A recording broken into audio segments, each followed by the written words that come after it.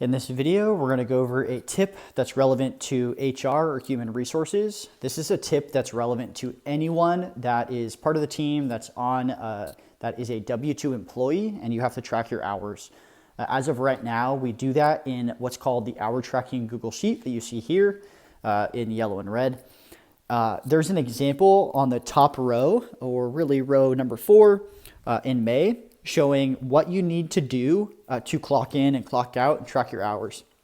So as you see here, you're going to input the date that you worked, the clock in time that you started working or showed up to the job site, etc., whatever the rule of thumb is to start your hours. You're going to put your clock in time there. You're going to put your clock out time.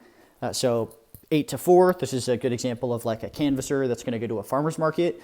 You're likely going to show up a few minutes before the event, stay a few minutes after the event to set up and tear down. So it's going to be roughly 8 to noon.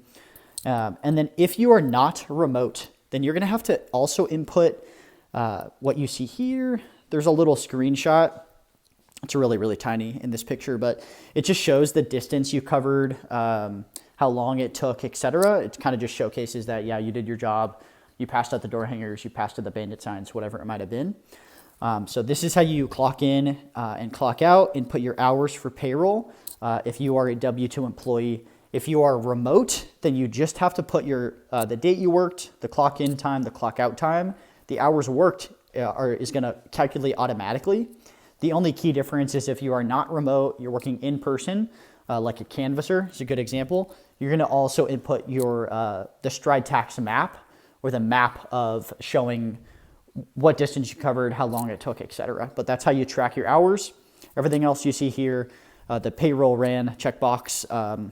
Effectively, I check that once I run payroll for that given date. So it just notes which days still need to be run for payroll and which dates have historically been run already. So that is how you track your hours using the hour tracking Google Sheet.